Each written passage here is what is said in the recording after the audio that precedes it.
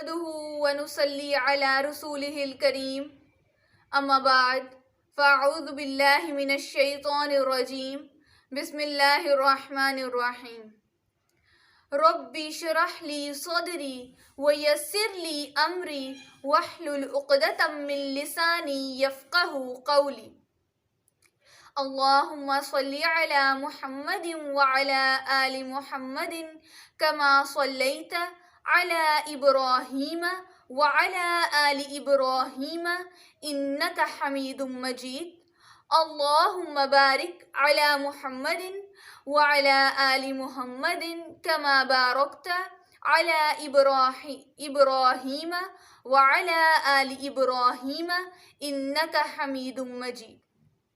السلام علیکم ورحمۃ اللہ وبرکاتہ۔ کیسے ہیں آپ سب؟ امید کرتی ہوں کہ آپ سب خیریت سے ہوں گے۔ ہم اپنی گفتگو کا آغاز اللہ رب العزت کے بابرکت نام سے کرتے ہیں، جس نے اس کائنات کو پیدا کیا۔ اس کائنات میں موجود تمام مخلوقات میں سے انسان کو اشرف المخلوقات بنایا، یعنی افضل مخلوق بنایا۔ آج ہم اپنی گفتگو میں پینے کے آداب سیکھیں گے، کیونکہ ہمارے معاشرے میں اس چیز کی بہت زیادہ کمی ہے۔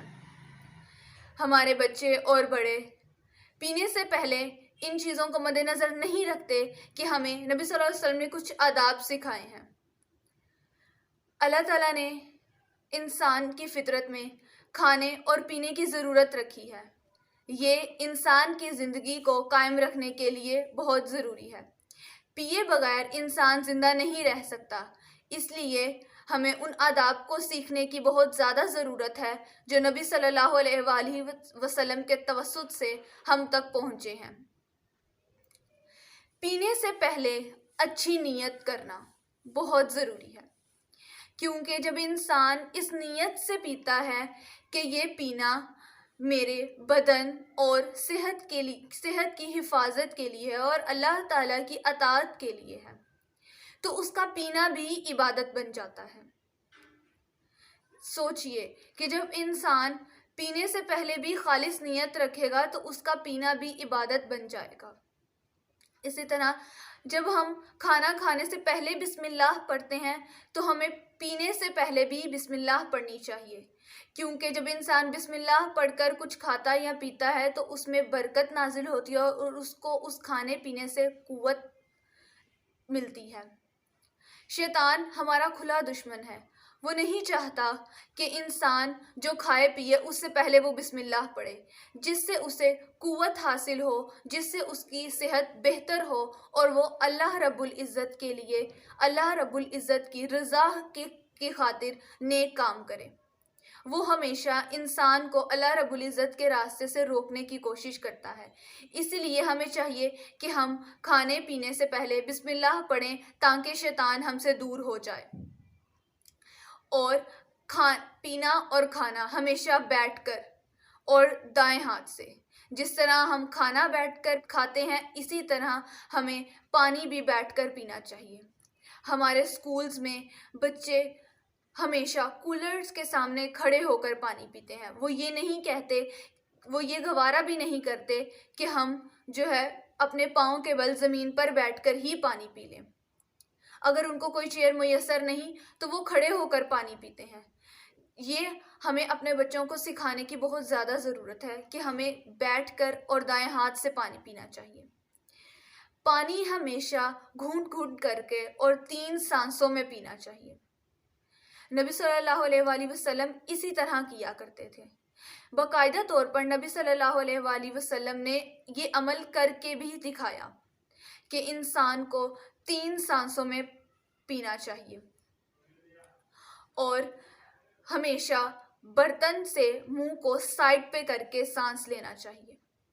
برتن کے اندر سانس نہیں لینا چاہیے، اس سے انسان بہت سی بیماریوں سے محفوظ رہتا ہے۔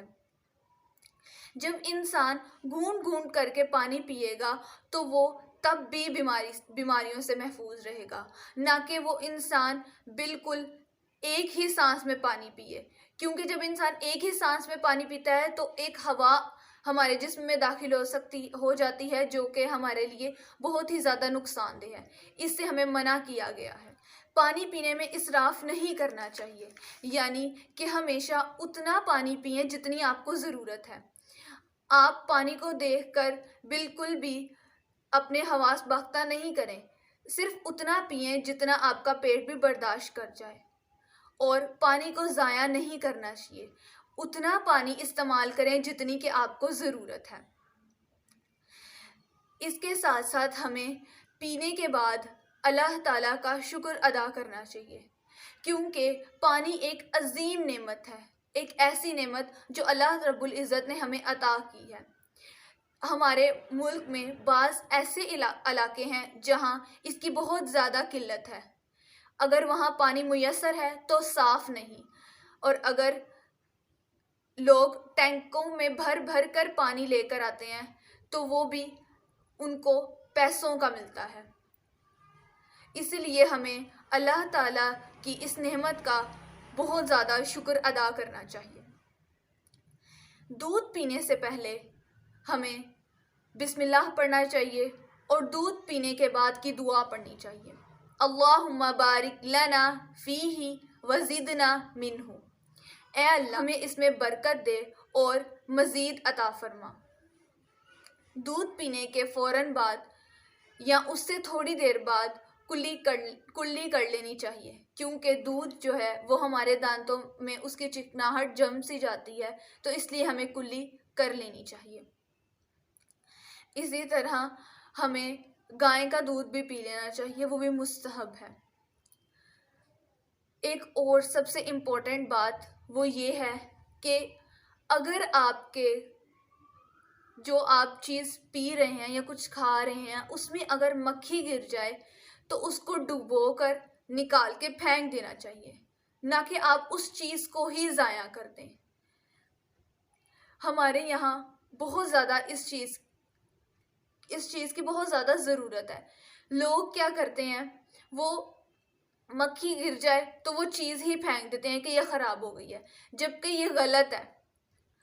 ہمیں کیا کرنا چاہیے کہ مکھی کو ڈبو کر پھینکنا چاہیے، کیونکہ نبی صلی اللہ علیہ وآلہ وسلم کا فرمان بھی یہی ہے کہ مکھی کے ایک پر میں بیماری ہے اور دوسرے پر میں شفا۔ جب وہ کسی چیز پر بیٹھتی ہیں یا کسی چیز میں گر جاتی ہے تو وہ اپنا بیماری والا پر اس میں ڈال دیتی ہے، اور جب ہم اس کو اس چیز سے نکال دیں گے تو وہ اس کا شفا والا پر بھی اس میں داخل ہو جائے گا، اور جو بیماری اس میں موجود ہے اس چیز میں وہ ختم ہو جائے گی۔ وہ چیز خراب نہیں ہوتی۔ ہمیں اس چیز کو سمجھنا چاہیے کہ جو نبی صلی اللہ علیہ وسلم نے ہمیں سکھایا ہم اس پر عمل کریں۔ نبی صلی اللہ علیہ وآلہ وسلم ٹھنڈا اور میٹھا مشروب پینا پسند کرتے تھے۔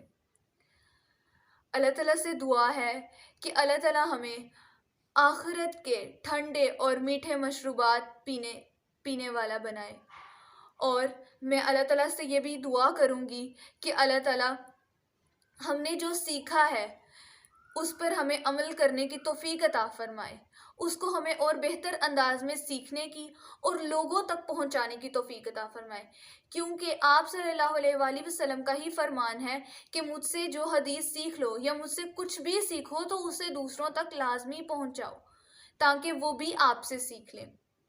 اگر آپ کو میری ویڈیو پسند آئی تو لائک ضرور کیجیے گا، اور سبسکرائب کر کے بیل آئیکن کو ضرور پریس کیجیے گا، تاکہ اس طرح اور زیادہ آداب آپ کو سیکھنے کو مل سکیں۔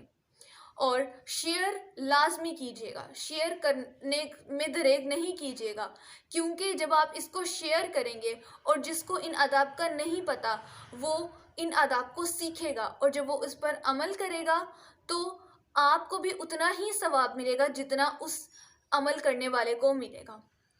تو میری آپ سے درخواست ہے کہ میری ویڈیوز لازمی شیئر کیا کریں۔ جزاکم اللہ خیر۔ السلام علیکم ورحمۃ اللہ وبرکاتہ۔